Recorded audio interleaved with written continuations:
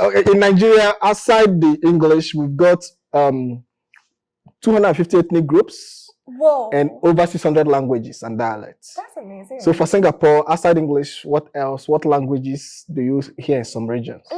Okay, so in Singapore, the racial model is actually called CMIO. Okay. So basically, CMIO stands for Chinese, Malay, Indian, and others.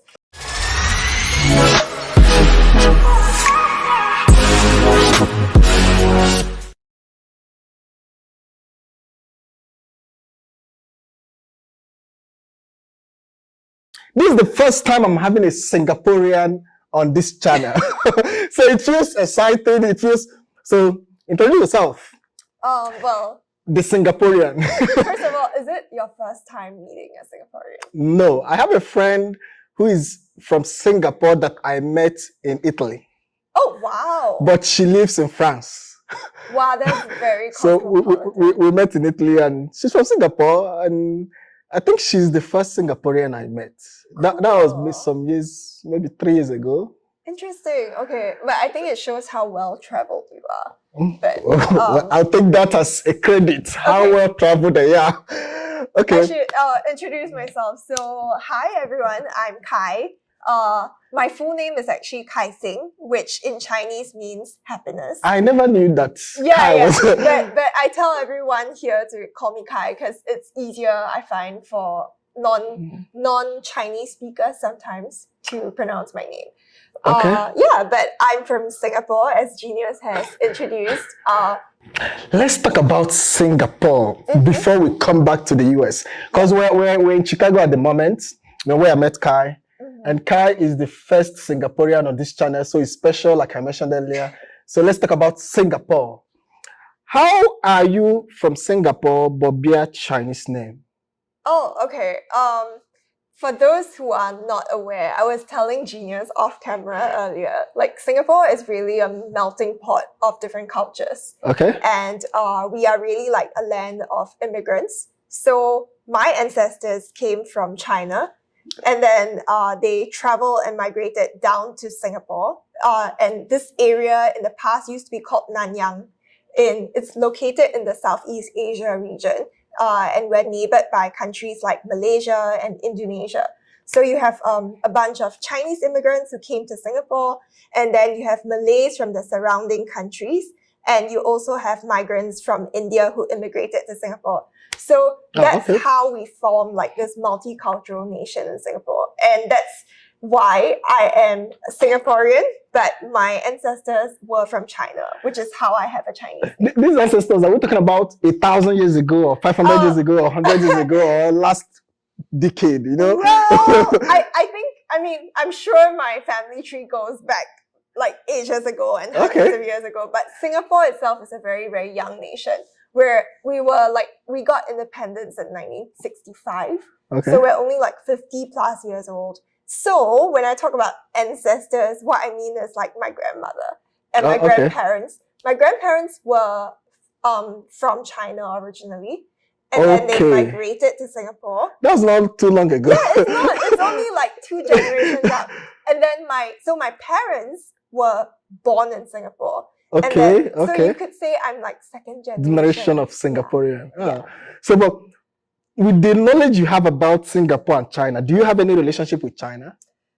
Is there a home or distant cousin or some great-grand cousin in China that you have? Well, this reminds me of this joke that I always hear. You know, people, like they say that in the Western countries, some people think that Singapore is part of China.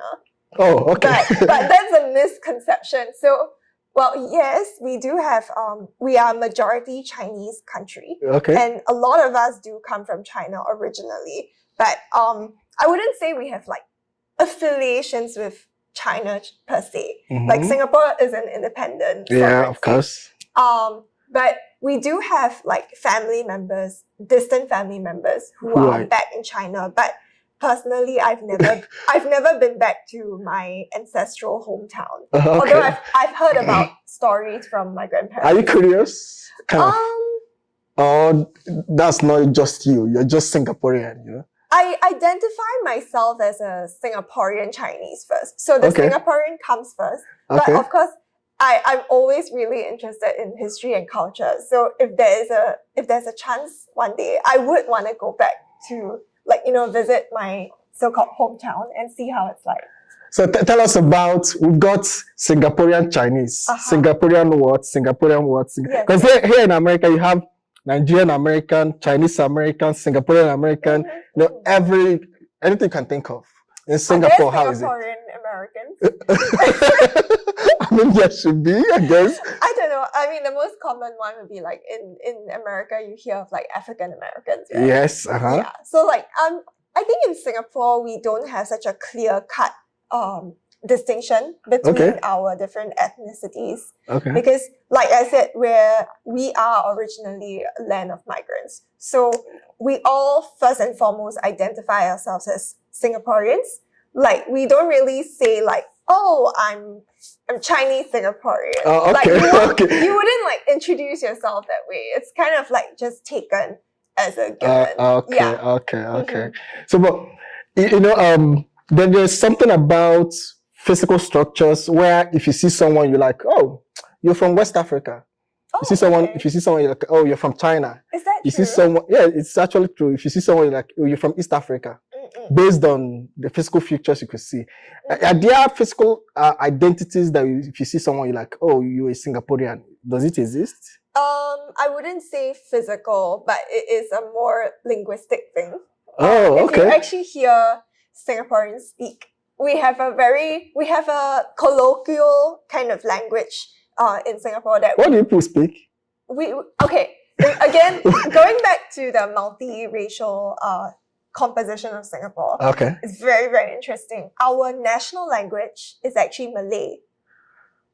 From Malaysia? Yes. Okay. I mean, we were formerly a part of Malaysia. And then that was way back when we were called Malaya.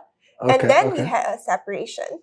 And that's when Singapore gained independence. Oh, I see. So, but as a continuation of the legacy and respecting of the original people, the natives who were part of like Singapore, the Orang Laut that I was telling you about, the people of the land. So our national language is Malay. Okay. But when our founding father when we gained independence and we started the nation state of Singapore, they made a decision, a strategic decision to make the lingua franca of Singapore English, because it would be useful for daily communication. Yeah, I mean global trade. Global trade, economics, business, and so on. So we all speak English in Singapore. That's the main language that we use to communicate. Okay. Is it the same thing in Nigeria? I mean, Britain colonized us, so we are stuck with English. That's one thing we have in common. Yeah. Singapore was colonized by the British, so that's why we also inherited the Queen's English. So in Nigeria, outside the English, we've got 250 ethnic groups. Whoa. And over 600 languages and dialects. That's amazing. So for Singapore, outside English, what else? What languages do you hear in some regions? Okay, so in Singapore, the racial model is actually called CMIO. Okay. So basically, CMIO stands for Chinese, Malay, Indian, and others. Okay. And Chinese, Malay, Chinese are the majority. So other than English, every single one of us also speaks our native mother tongue.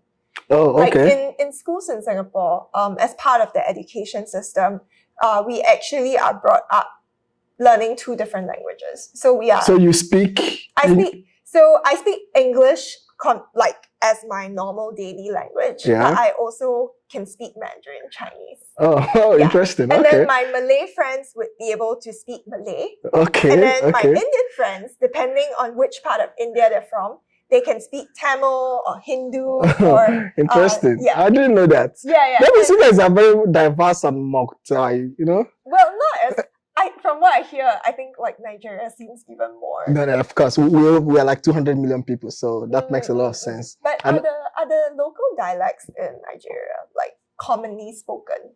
Yes. Yeah, if you go to the local markets, no one is gonna speak English to you. But depending on the region you're at. Okay. If you go to places like Lagos, there are two things you might hear. You might hear something like a broken version of English we call Pidgin English. So we created our own English Yes. called Pidgin English. We have something similar in Singapore as well. Okay.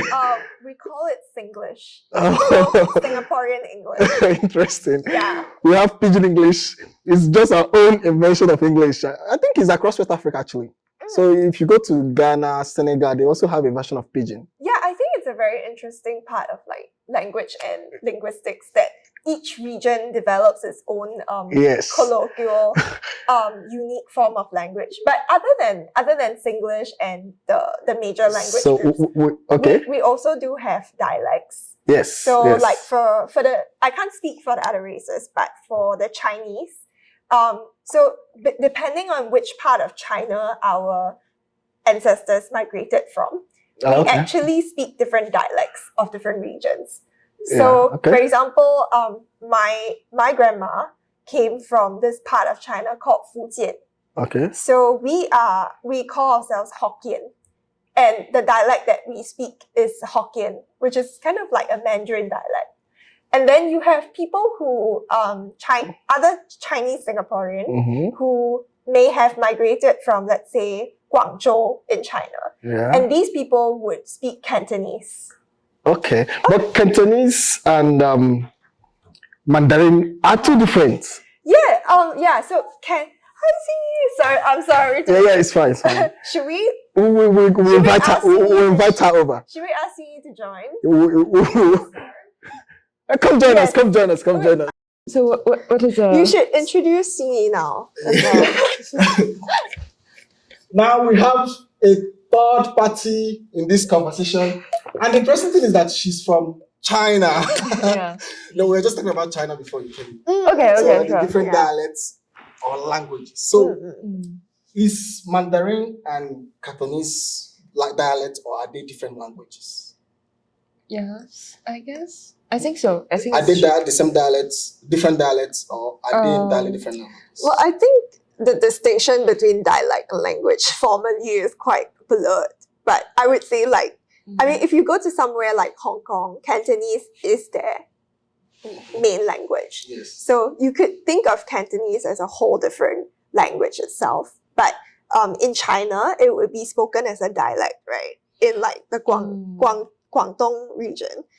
Like Cantonese would be the dialect. And like if you, like I was telling Genius earlier, my grandma is from Fujian.